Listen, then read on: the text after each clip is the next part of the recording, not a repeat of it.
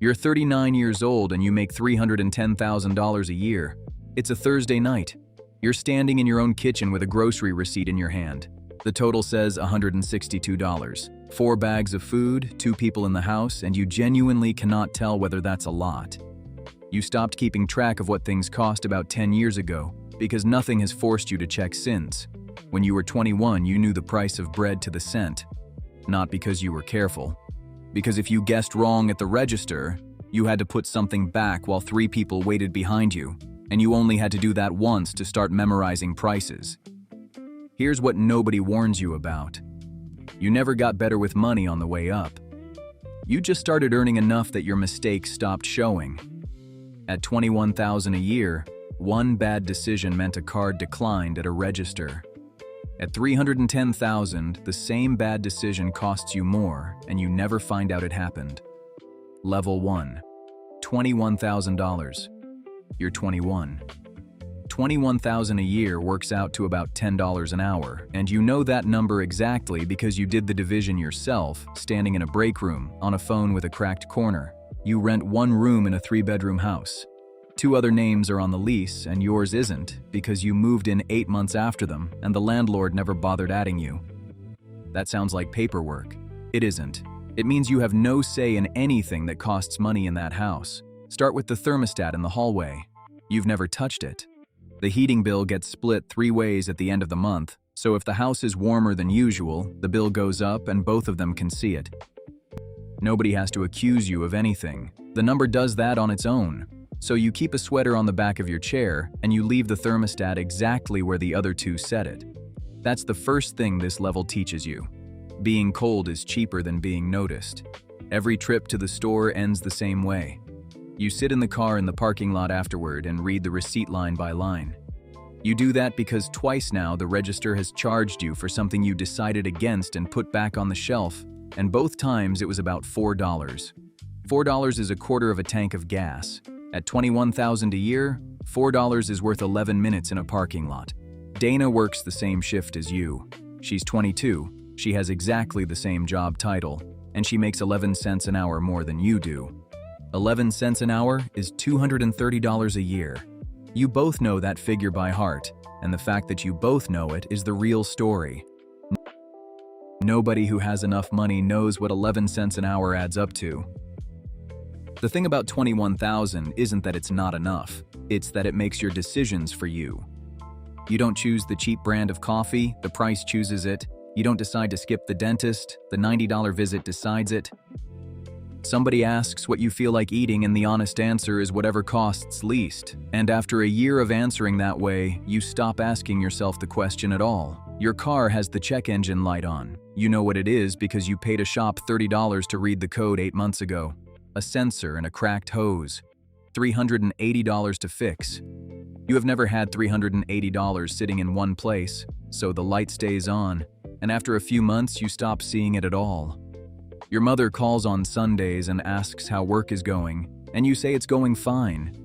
You have never told her what you earn, not because she'd be disappointed in you, because saying $21,000 out loud to someone who loves you turns it into a fact about who you are instead of a rough patch you're passing through. You're not ready for it to be a fact, so you say fine, she says good, and neither of you has lied. Then the car stops being a light on the dashboard and becomes a real problem. It dies in the left lane on a Tuesday morning. The tow is $140. The repair is $460, $600 total, and your account has $211 in it. Roughly a third of American households say they couldn't cover a surprise $400 expense with cash. Not a third of poor people, a third of everybody. So you are not an unusual case here, you're the ordinary one, and the ordinary case does what you do next. You put $600 on a credit card at 24% interest and pay it down at $50 a month. 24% means that Tuesday morning costs you about $700 by the time it's gone, and it takes 14 months to go. Dana's car dies the same spring. She doesn't fix hers.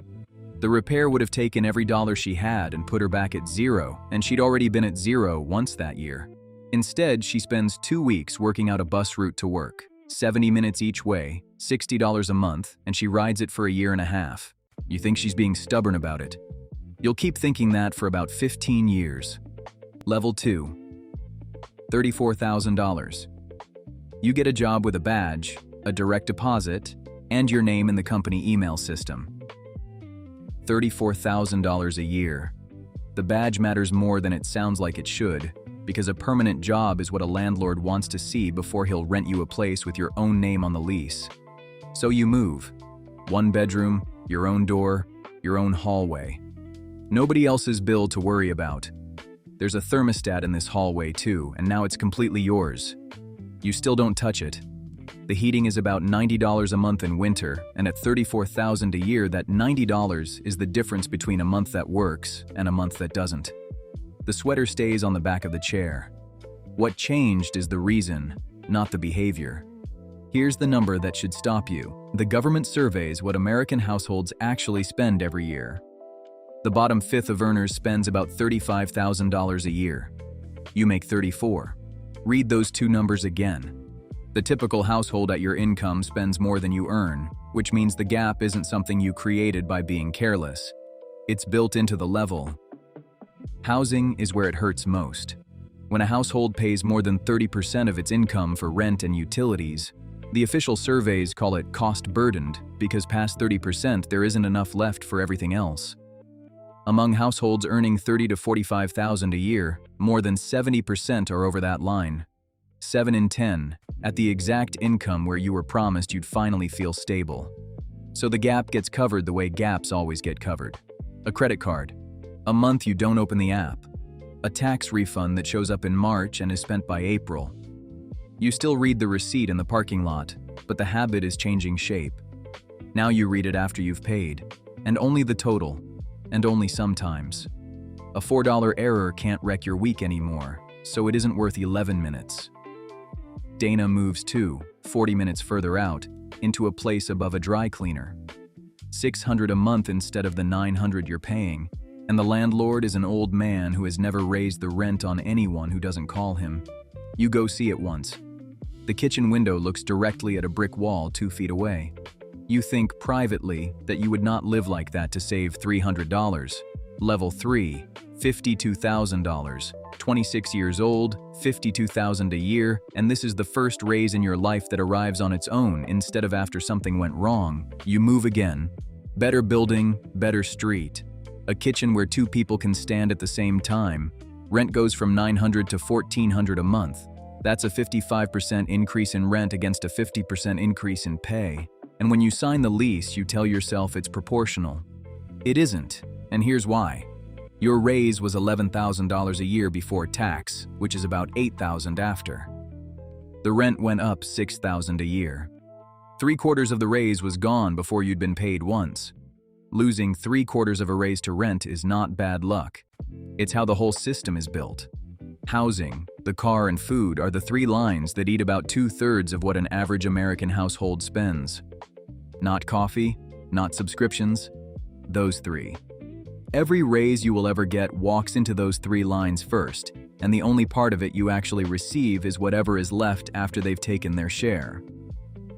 You worked out where that raise went exactly once, on the evening you signed the lease, and then you never worked it out again. And the cheap apartment you moved out of is genuinely getting harder to find. In 2012, there were about 9 million rentals in the country renting for under $600 a month. 10 years later, there were about 7 million. 2 million of the cheapest homes in the country came off the board while you were busy earning more.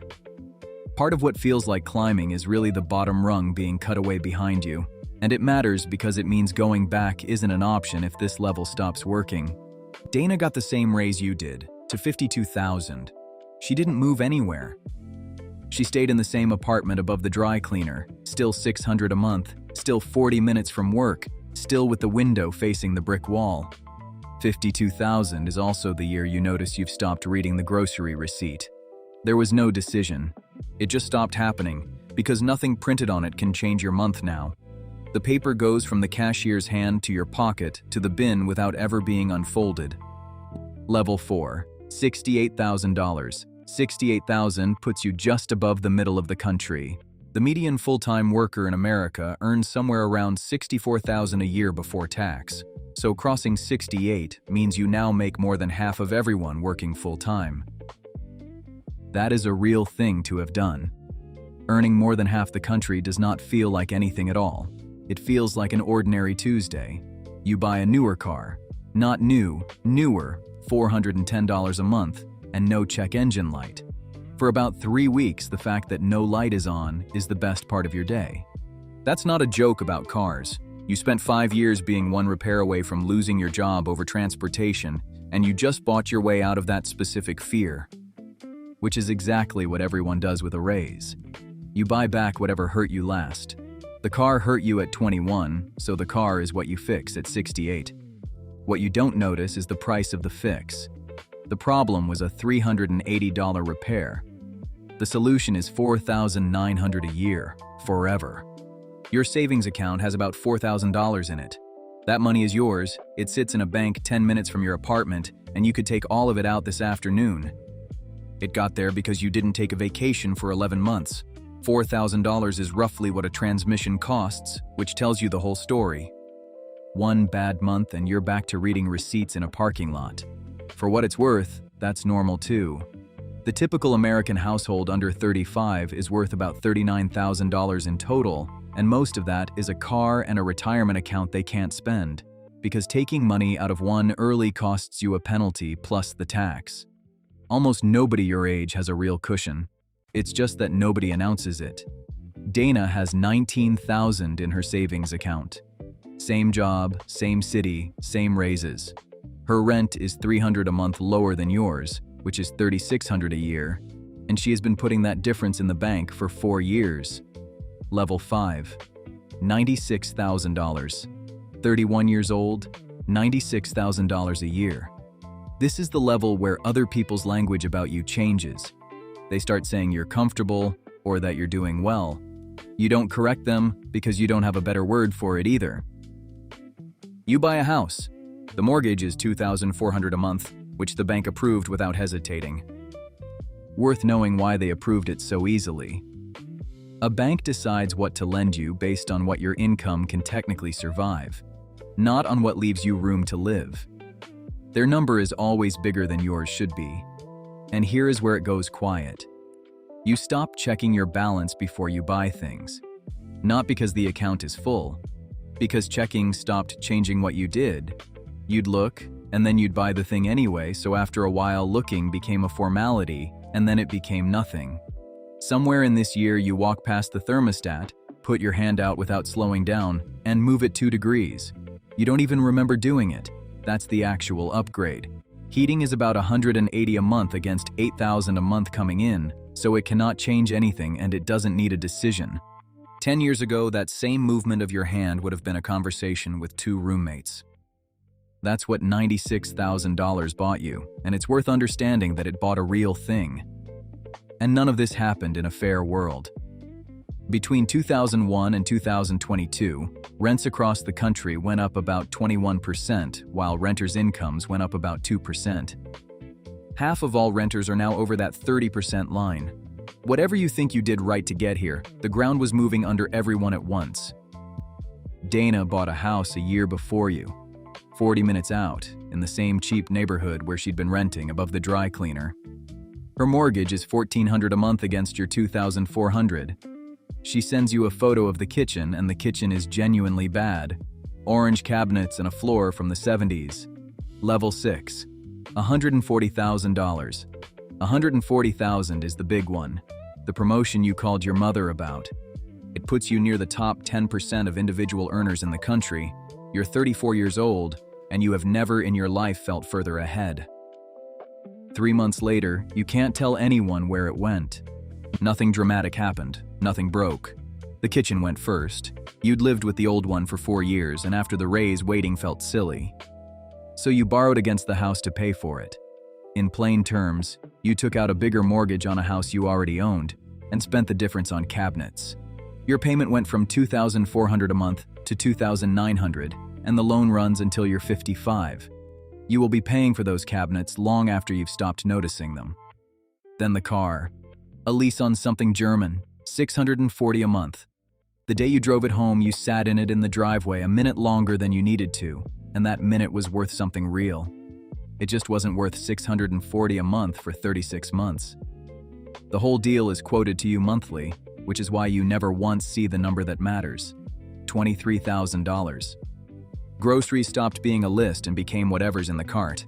The cart is bigger now, and about a fifth of it gets thrown out every week, which you don't see because it happens one container at a time. Add it up. Your raise was $44,000 before tax, call it $28,000 after. The mortgage took $6,000, the car took $8,000, food and everything around it took $10,000. $4,000 of that promotion actually reached your life. You negotiated for 6 weeks to get that raise, and you were right to. The negotiation was never the hard part. You are earning nearly 7 times what you earned at 21, and you are having the same conversation with yourself in the same voice about where it all went. Let me step out of the story for a second. Not the man in the kitchen, you, watching this. Dana signed a cheap lease in a cheap year, 40 minutes from work, and then never moved again. Was that discipline, or was that good timing she happened to be standing in? I think you can argue it both ways. Tell me in the comments which one you'd call it. Back to it. Level 7, $215,000.